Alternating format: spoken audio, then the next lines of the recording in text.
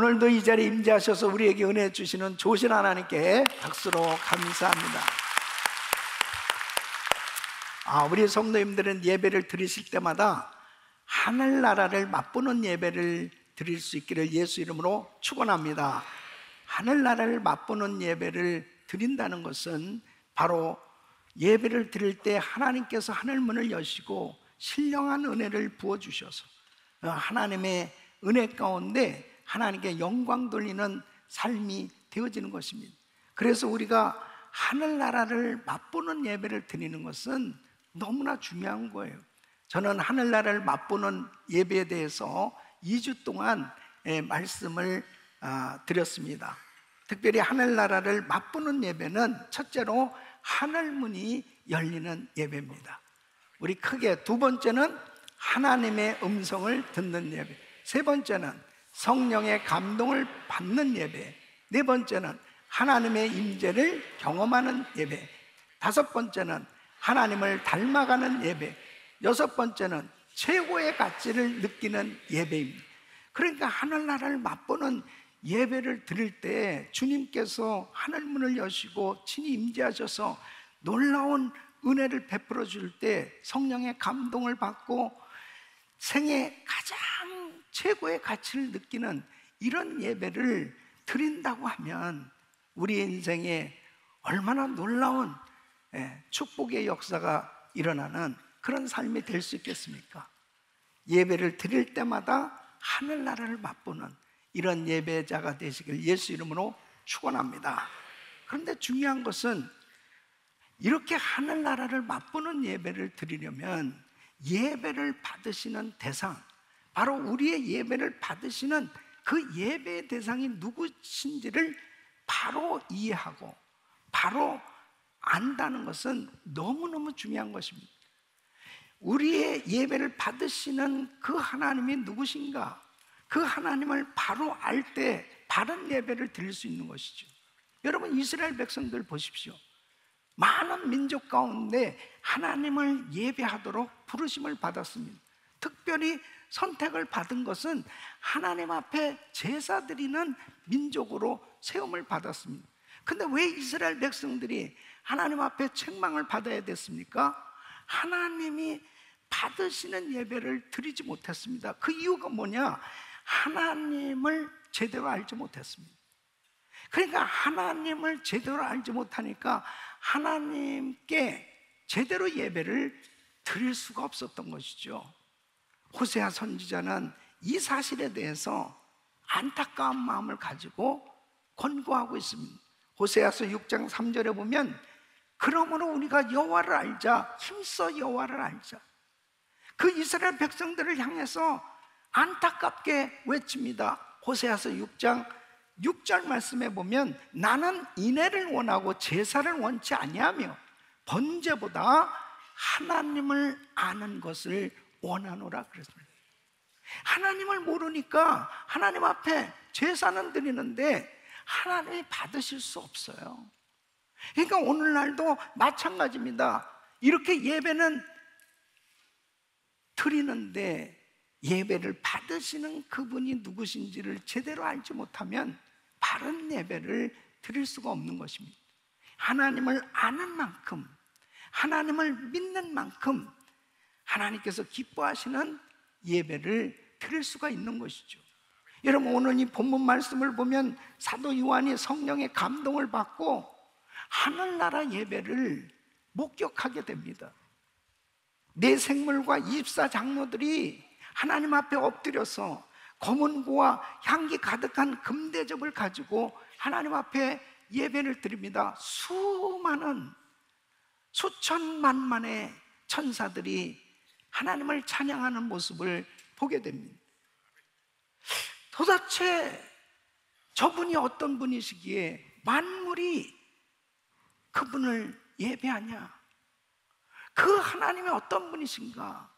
그 하나님에 대해서 예배의 대상인, 예배의 대상, 경배의 대상인 그 하나님이 누구신지를 제대로 이해하게 될 때 그 하나님이 기뻐하시는 예배를 올려드릴 수 있는 줄로 믿습니다.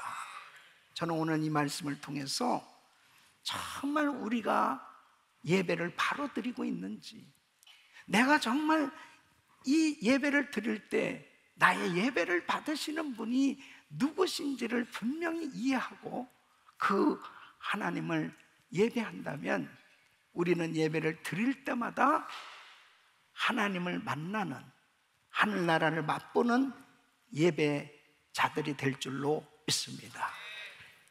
우리의 예배를 받으시는 분, 그분은 첫째로 우주 만물의 창조주시고 주인이시다는 것입니다.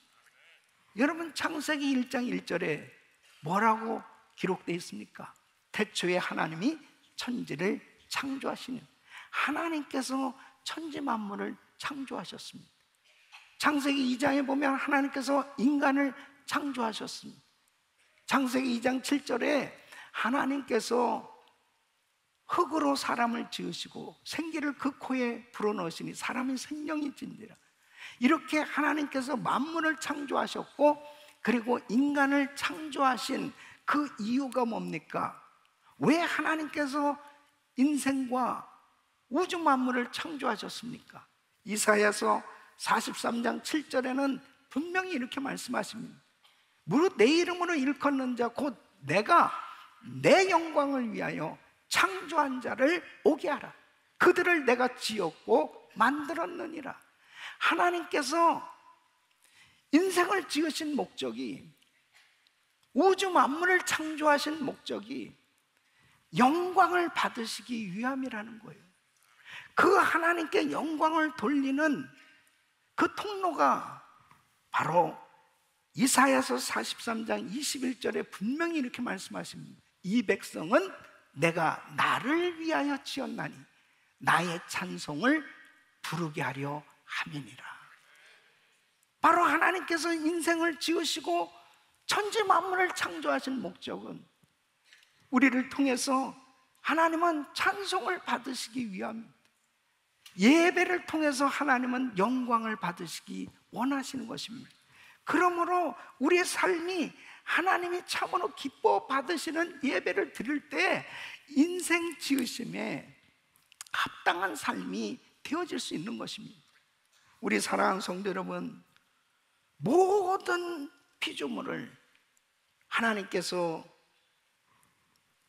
그들을 통해서, 그 모든 것들을 통해서 하나님이 영광을 받으시기를 원하신다는 사실을 기억하신다면 오늘도 우리는 하나님이 받으시는 참된 예배자로 세워졌을 때 그것이 바로 하나님께서 나를 지으신 목적대로 하나님께 영광 돌린 시간이 되는 줄로 믿습니다. 오늘 요한계시록 5장 13절에 이렇게 말씀하고 있습니다. 내가 또 들으니 하늘 위에와 땅 위에와 땅 아래와 바다 위에와 또 그 가운데 모든 만물이 가로되 보좌에 앉으신 이와 어린 양에게 찬송과 존귀와 영광과 능력을 세세토록 돌릴지어다 하니 내 생물이 가로되 아멘 하고 장로들은 엎드려 경배하더라 그랬습니다. 땅 아래 땅 위 바다 위 바다 아래 창조되어진 모든 피조물이 하나님을 경배하는 모습입니다.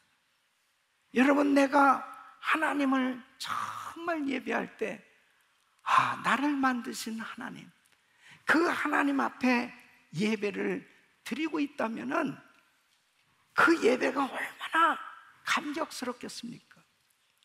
만물의 주인은 예수 그리스도십니다. 그분께서 모든 만물을 창조하셨고 바로 나를 창조하신 분이 우리 주님이시기에 그분 앞에 예배를 드릴 때마다 감격하지 않을 수 없는 것입니다. 오늘도 천지 만물을 창조하시고 인생을 지으신 창조주 되시는 우리 하나님이 이 예배를 받으시고 계신 줄로 믿습니다. 두 번째는 예수님은 역사의 주인이시다 하는 것이죠. 여러분 1절 말씀을 보시면 내가 보매 보좌에 앉으신 이의 오른손에 책이 있으니 안팎으로 썼고 7인으로 봉하였더라 그랬습니다. 자, 책을 드시고 보좌에 앉으신 분, 바로 우리 주님께서 드신 그 책은 어떤 책이냐면 우주 인류 역사와 관련된 그 하나님의 계획이 기록된 책이에요. 여러분, 하나님의 나라가 어떻게 이루어져 갈 것인지에 대한 그 역사를 다 기록해 놓은 책입니다.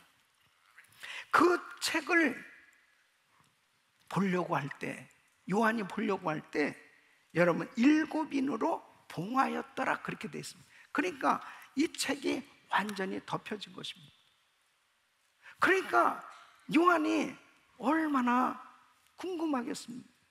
아, 그 책을 보고 싶은데, 그 책이 열려져야 되는데, 그래야 바로 하나님의 심판과 하나님의 구원의 계획과 그 모든 역사를 미리 알 수 있다면 준비도 할 수 있고, 그리고 깨닫고 선포도 할 수 있을 텐데, 그 책이 임봉되었어요. 그때 사도 요한이 울기 시작합니다.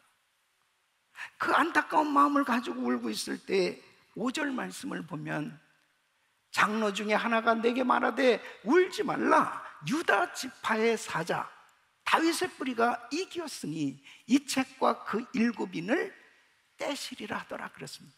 그러니까 이 유다 지파의 사자가 누구예요? 예수 그리스도. 바로 다윗의 뿌리는 예수 그리스도를 의미하는 것입니다. 다시 말씀드리면 오직 이 책을 열 수 있고 펴서 계시할 수 있는 분은 예수 그리스도십니다. 그러므로 6절 말씀을 보면, 내가 또 보니 보좌와 네 생물과 장로들 사이에 어린 양이 섰는데 일찍 죽임을 당한 것과 같더라. 그 어린 양이 누굽니까? 예수 그리스도세요. 그분의 모든 역사를 하시고 역사를 주관하시고 역사를 다스리고 계신 분이신데, 그 예수님께서 그 모든 역사를 계획하시고 성취해 나가시기에 그분께서 계시해 주셔야만 우리는 알 수 있는 거예요. 자, 그렇다면은 정말 그 하나님의 계획을 우리가 어떻게 알 수 있습니까? 그 하나님의 뜻을 우리가 어떻게 알 수 있죠? 어떻게 하면은 그 하나님께서 계획하시고 작정하시고, 그리고 그 하나님께서 주관하시는 그 역사를 어떻게 하면 알 수 있을까요? 우리가 어떻게 알 수 있어요? 그 하나님 앞에 기도할 때 하나님께서 성도들의 기도를 들으시고 그 기도 가운데 하나님께서 깨닫게도 해주시고 알려도 주시는 것입니다. 그래서 8절에 이렇게 말씀하고 있습니다. 책을 취하심에 네 생물과 24 장로들이 어린 양 앞에 엎드려 각각 검은 고와 향이 가득한 금대접을 가졌으니, 이 향은 뭐라고요? 성도의 기도들이라고. 그래서 성도의 기도가 왜 그렇게 소중한가?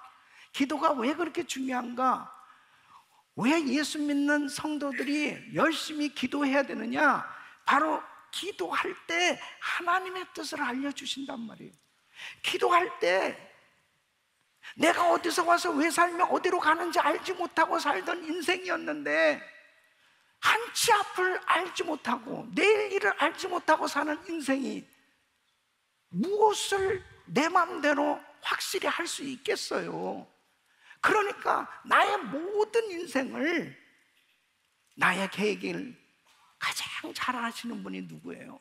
그 주님 앞에 엎드려 기도할 때 하나님께서 깨닫게 해주시고 나의 가는 길을 알려주시고, 그리고 분명하게 하나님이 기뻐하시는 뜻대로 살아갈 수 있도록 인도해 주신 줄로 믿습니다.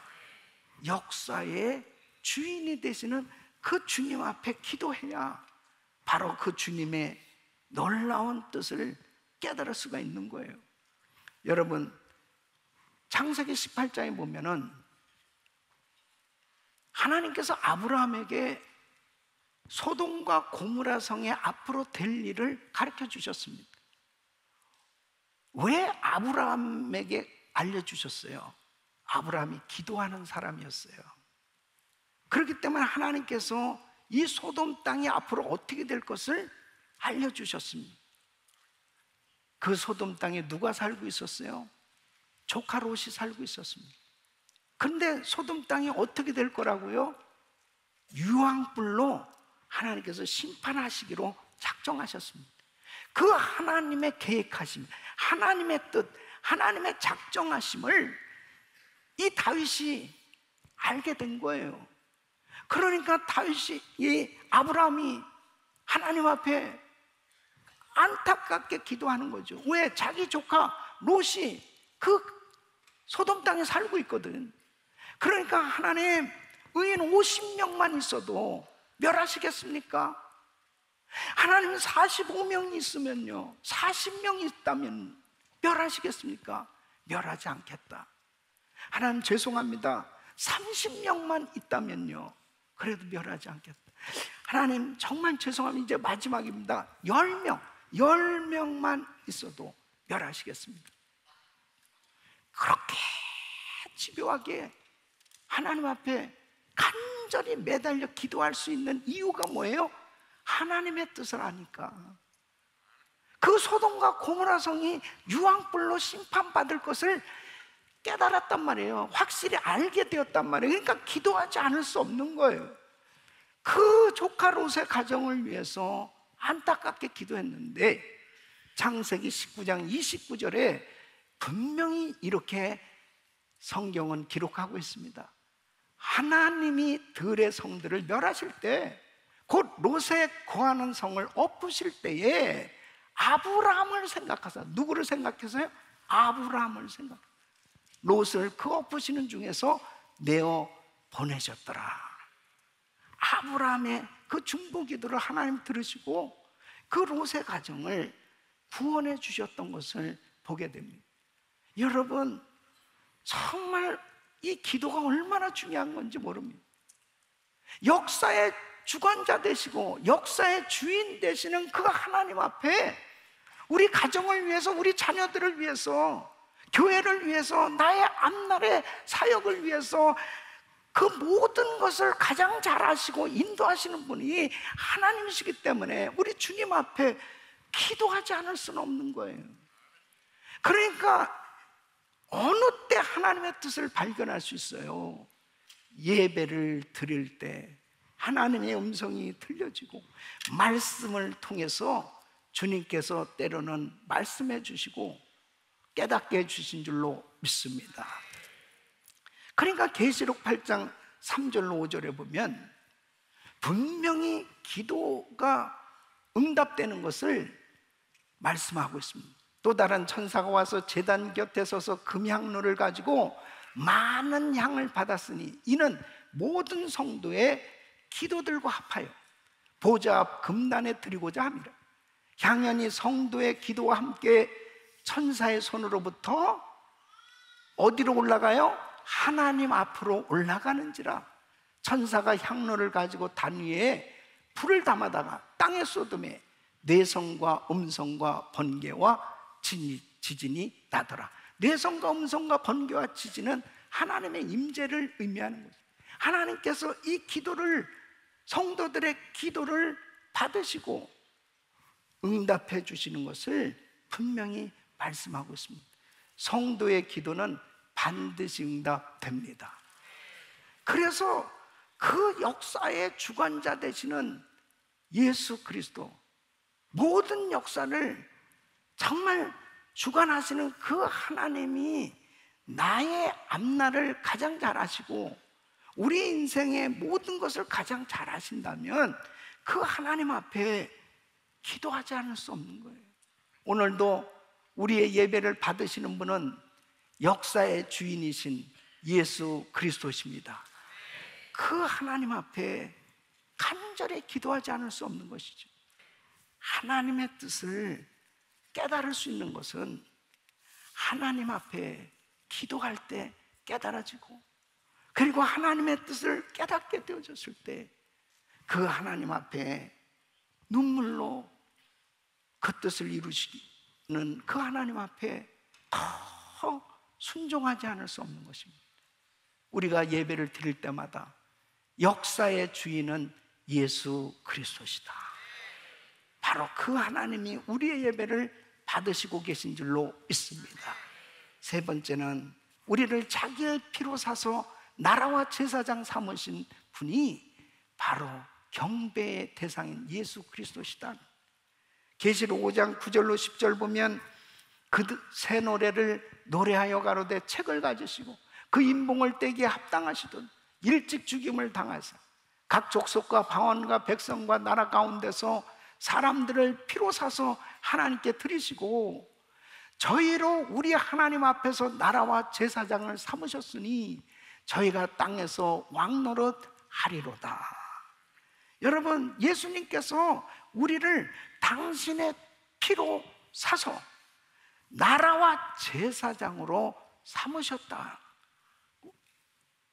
우리 예수님께서 십자가에서 그 귀하신 피를 흘리심으로 그 보혈로 인해서 우리를 이제 그 죄에서 건져주셨고 나라와 제사장으로 세워주신 그 하나님이 우리의 예배를 받으시고 계신 줄로 믿습니다. 그래서 나라와 제사장을 삼아주셨다는 건 이 엄청난 놀라운 신분을 예수 그리스도 안에서 우리에게 허락해 주신 거예요.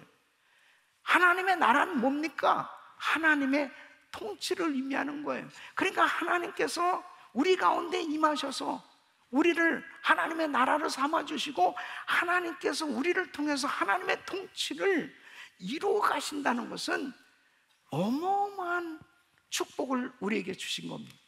그러니까 우리는 세상을 향해서 축복하며 사는 인생으로 하나님이 세워주셨습니다. 제사장은 바로 백성들의 죄를 용서받게 하기 위해서 제사를 드리는 그 백성들의 제사를 돕는 사람이 제사장이에요. 제사장의 역할은 한마디로 말하면 백성들을 축복하는 일을 하는 겁니다. 그러니까 우리는 왕 같은 제사장으로 이 세상을 향해서 예수 그리스도 이름으로 축복하는 이 사역을 하도록 하나님께서 세워주셨습니다. 그러니까 나라와 제사장이 됐다는 것은 엄청난 축복의 사역을 감당하도록 우리에게 복을 주셨습니다. 이 땅에 복음을 전하는 자로 하나님께서 저희들을 축복하신 줄로 믿습니다.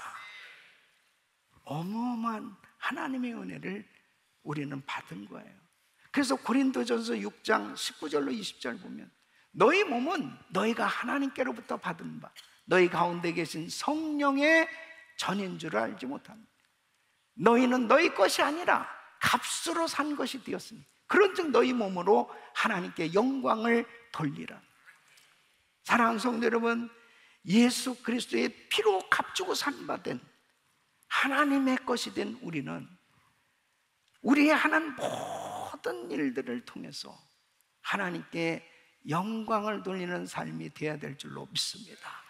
그래서 하나님 앞에 예배를 드릴 때마다 예수의 피로 나를 나라와 제사장으로 세워주신 하나님, 그 하나님 앞에 예배를 드리는 거예요.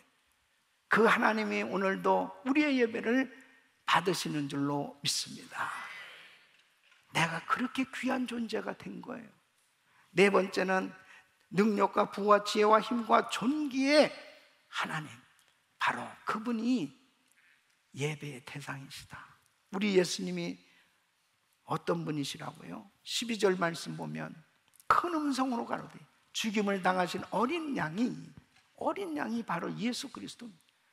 능력과 부와 지혜와 힘과 존귀와 영광과 찬송을 받으시기에 합당하도다.